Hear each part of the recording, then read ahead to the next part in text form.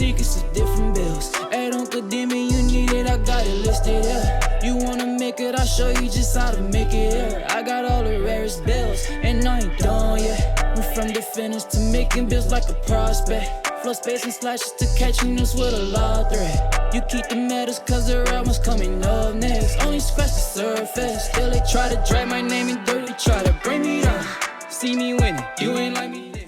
Yo, what's good, my nephews and nieces? This is your favorite uncle, Uncle Demi, and today I have another special banger for you, right? Today we're going to talk about how to make a balanced offensive wing, but before we get into the video, make sure you drop a like and subscribe, as liking of the video puts the video to the recommended, and of course subscribing puts you a notification game for my daily uploads. But without further ado, let's hop straight into this video. So of course, you know we're going left-handed. I go left-handed all my builds, but you can go right-handed if you want to. It doesn't change the name.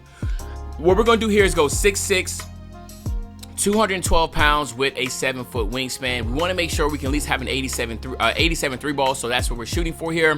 6'6" has always been the sweet spot for most builds, so we're going 6'6" here, and then of course we're going 212 pounds. Okay, now let's go ahead and go to the physicals first. Nothing really special here, kind of just what we always do. 81 with the speed, that's gonna give us our speed booster on silver. You know we're gonna go 75 on the acceleration. That's gonna give us our blow-bys on silver and our triple strike on gold, okay? Then we're gonna go 65 on the strength. That is gonna give us our clamps on bronze, but it's also gonna give us our fearless finisher on gold. And then we're gonna go 78 on the vert, and that is going to give us all the pro contact dunk animations. And then we're gonna stop at 98 on the stamina. And of course, that's just gonna be our handles for days on silver, and then our 94 feet on bronze. So pretty much, you know, how it always going to be with the physicals. Nothing's really different there, okay?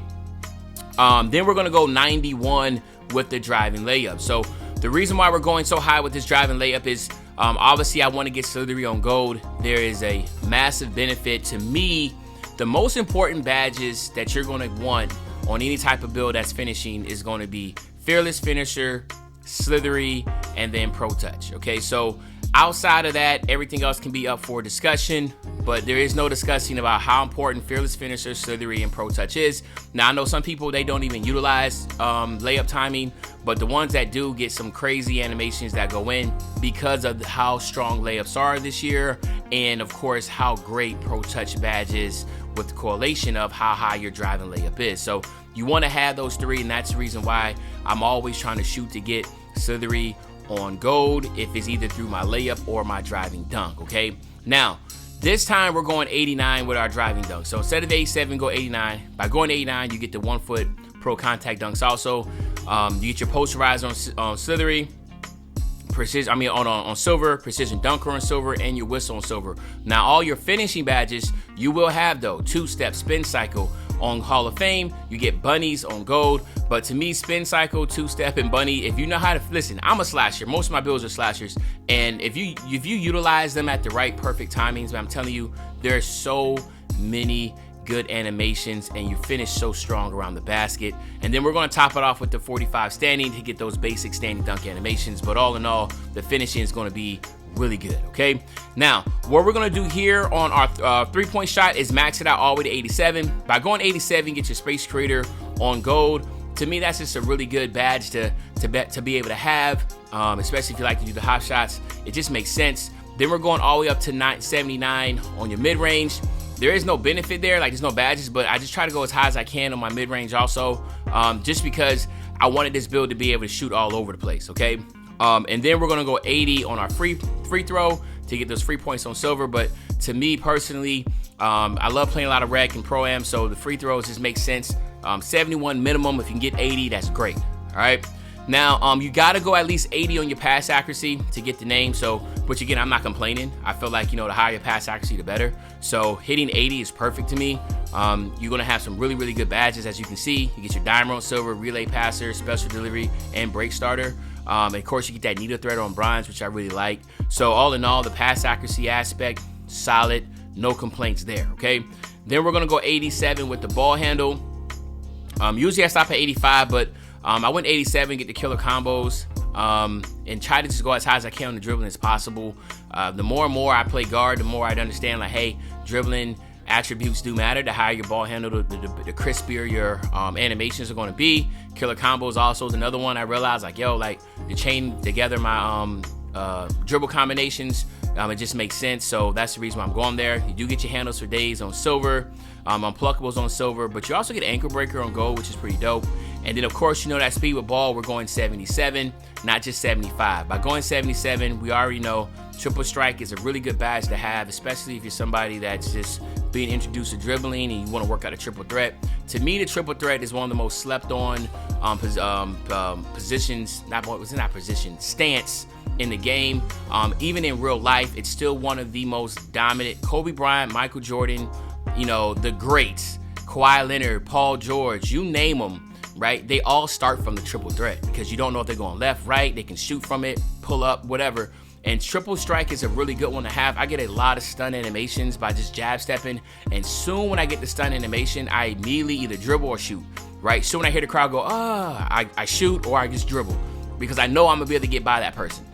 So a lot of people sleep on it. So just by, like, a lot of people stop at 75, just go 77 and you'll get it. And instead of 73 acceleration, go 75. So that's 4 extra points to get a gold badge. To me, that I think is really good. All right, but at the end of the day, you also get your blow-bys, your speed booster, and hyper drive on silver, so those are really strong. Then we're gonna go 80 on our perimeter defense, and as you can see, by going 80 on the perimeter defense, you do get that off-ball pass on gold. Can't go no higher than that, it will change the name, but you can see you get most of the bronze badges. You get clamps, you get 94 feet, challenger, fast feet, and pick dodger on bronze, with silver ankle braces, workhorse, and then a gold off-ball pass, which to me is a really good badge because that badge allows you to get extremely bumpy. And if you're trying to get bumpy, come on, the higher that badge, the better. Gold is going to be insane.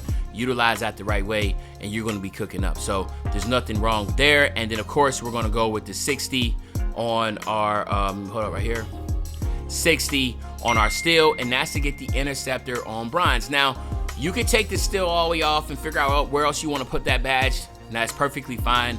I just went 60 because playing a lot of rec and pro-am, you know, I just want to get that passing lane still when I'm playing in the corner. So I just tried to get at least interceptor on bronze. I hate when people throw the ball right at me and I can't do nothing about it.